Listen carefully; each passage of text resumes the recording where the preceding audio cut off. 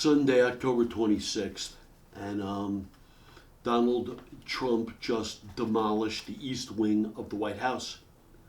You all understand and have heard of landmarks, and cities make decisions that certain buildings, structures, and other things have importance, historical importance, way beyond just being the space, and they do not allow these structures to be touched.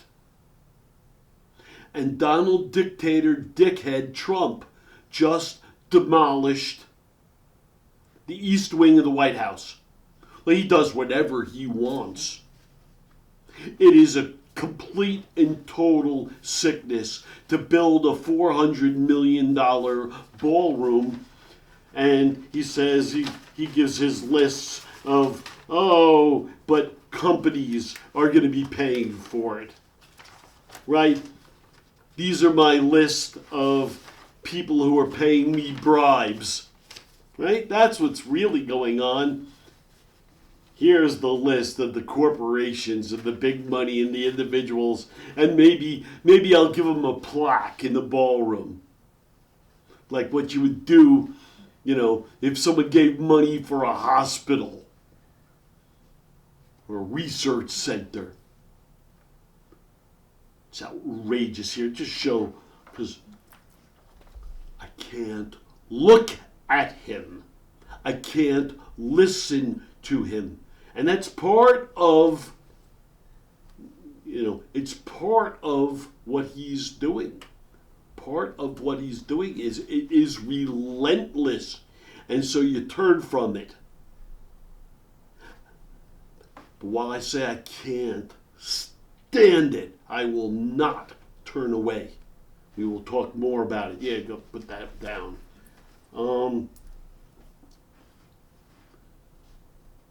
Jeffrey Epstein, right? I have asked the Justice Department to release all grand jury testimony with respect to Jeffrey Epstein. Yes, sure you have, liar, cheating fuck. Subject only to court approval. Yeah, right. Oh, yeah, and you control the courts, right?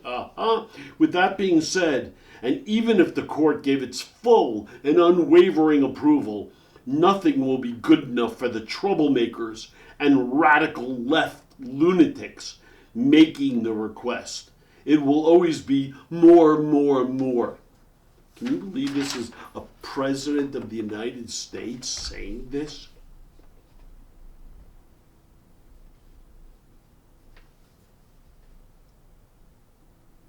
Just awful.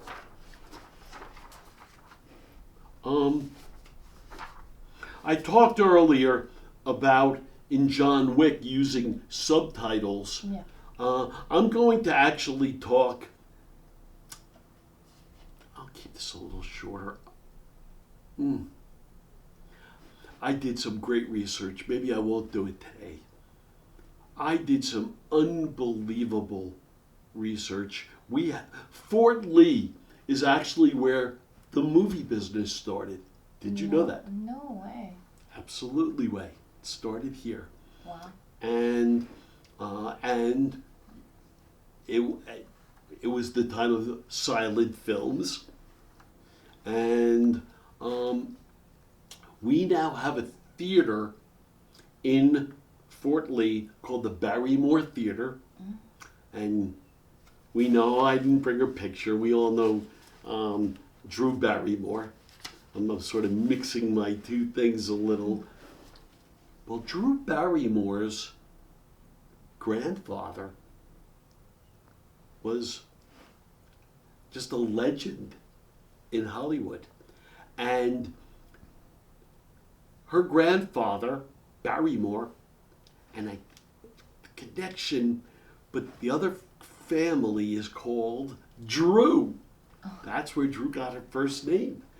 And I didn't realize, and they were around in Europe in the late 1860s. Wow. On the stage, in theater. And they came here, think of this royalty. And when you start looking at the tree with all the marriages and wives, and oh my God, but it is really cool. And I bring this up before I move into this next stage because when I first went to the Barrymore Theater, there was an exhibit with Douglas Fairbanks and Mary Pickford. You say, well, that's old Hollywood. Douglas Fairbanks played Zorro. He played Robin Hood. And Mary Pickford she was petite. So she always played like young girls with their look at her curls but she grew up on stage and grew up in the movies, and she had her own production company, and she owned 50% of the profits to the movies she did, and she would pick directors. She even got involved in editing. She was major. And Douglas Fairbanks and Mary Pickford fell in love. They later got divorced, but they did fall in love. It was a major Hollywood couple, right? A power couple, one of the first. And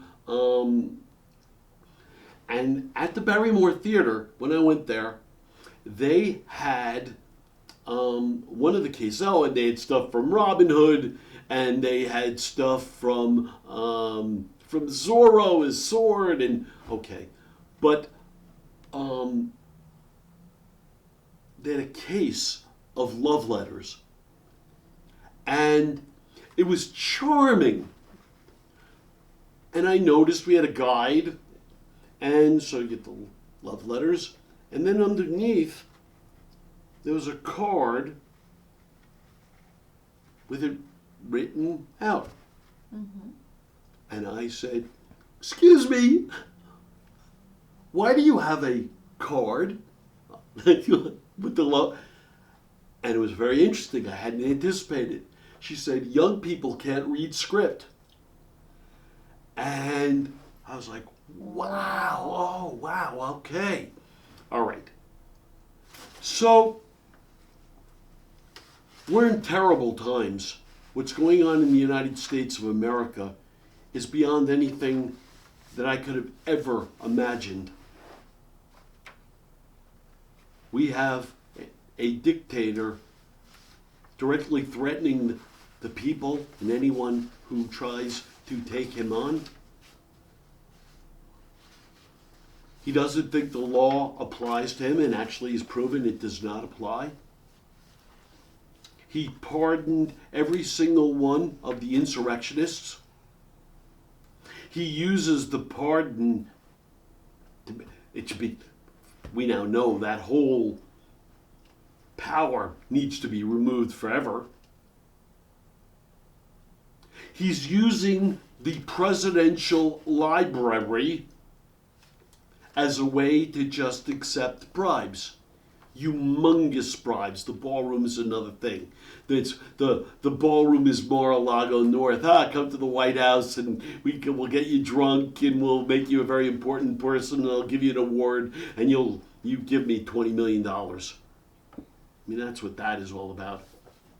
But let me go back now to Fairbanks and Pickford and love letters and script that can't be read by young people. Well, one of the most famous documents in the history of the world, well, certainly in America, but also in the world, is called the Declaration of Independence.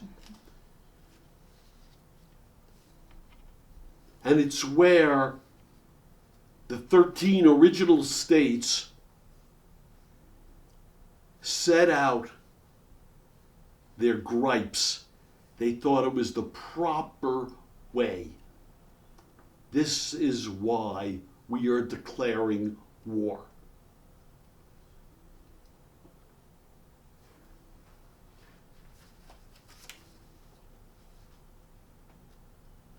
And it's a magnificent document. Except it's written in script by a scribe. The words were, penned by Thomas Jefferson, but a scribe, I forget the gentleman's name, they think, but wrote it elegantly and beautifully and okay. The problem is the majesty of the document gets lost for many because they can't read it. So they're looking at like another language. And certainly you can go and you can get the words, except it's so much less exciting and powerful. Plus, by the way, in addition to being, written in script, there's Old English involved. And S's look like F's, and F's. So if you have to work too hard, we certainly know in this day and age, if you have to work too hard, good luck, they're not going to work. So I'm going to show you in a minute. I'll show you in a minute what I did do because I think it's so cool. But I'm going to read some stuff to you guys from the Declaration of Independence because it pertains to right this moment. When in the course of human events it becomes necessary for one people to dissolve the political bands which have connected them with another, and to assume among the powers of the earth the separate and equal station to which the laws of nature and of nature's God entitle them, a decent respect to the opinions of mankind requires that they should declare the causes which impel them to the separation. All right?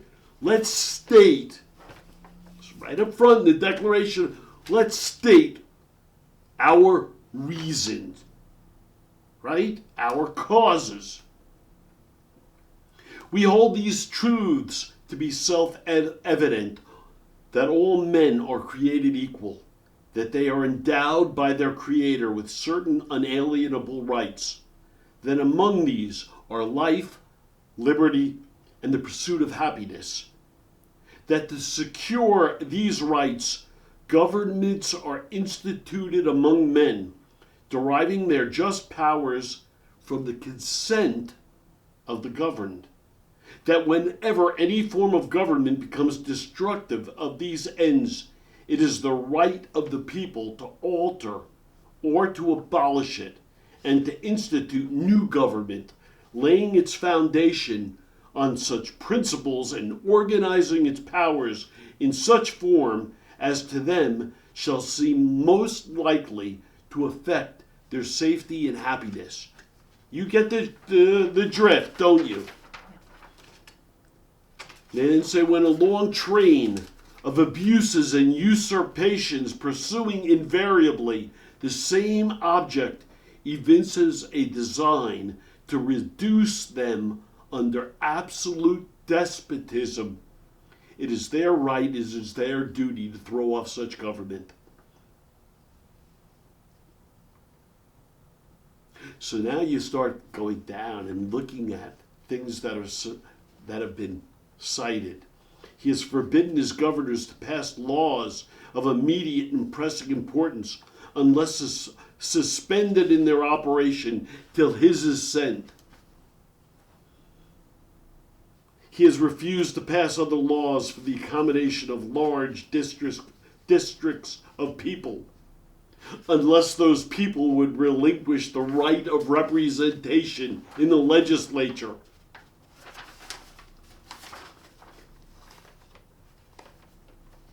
He has dissolved representative houses repeatedly. Well, he's torn all kinds of things apart, right? The CDC, he's torn apart. And basically, shut down the government. He's made the government not function. He's endeavored to prevent the population of these states for that purpose obstructing the laws for naturalization of foreigners. Oh, ICE! Yeah, right, ICE! He has obstructed the administration of justice by refusing his assent to laws for establishing judiciary powers. He has made judges dependent on his will alone. Oh, does it sound familiar? Right? He has the courts and the Supreme Court in his pocket, right?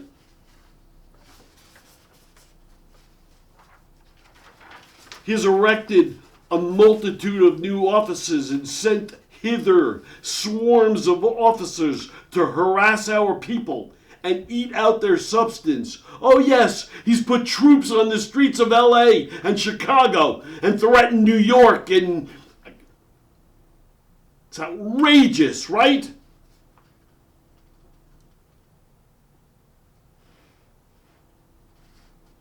Cutting off trade with partners for imposing taxes without our consent, for depriving us of trial by jury. It's a big thing for me. He's taken all of the freedoms away, and the courts don't work.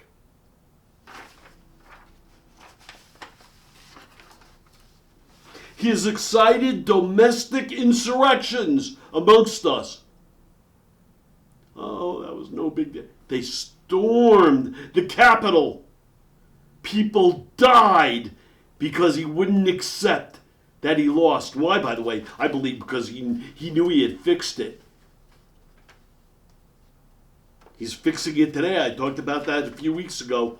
We have major evidence that he has rigged voting machines. It's completely fixed. Okay. The bottom line is many of the gripes that were directly set out in 1776 are going on right here in America. You MAGA schmucks, there's something wrong with you. It's going to require years of dissecting to figure out how you've become so poisoned, how sick you are, why the rich who benefited the most from the United States of America, why there's no number that's enough and you think you're going to be better if everyone else is worse. Well, anyhow, the Declaration of Independence is a major, major document. It's of major importance to me, but we can't read it because it's script. So,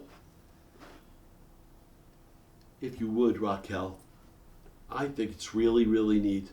I created a version, and I believe it has its majesty, but it's readable.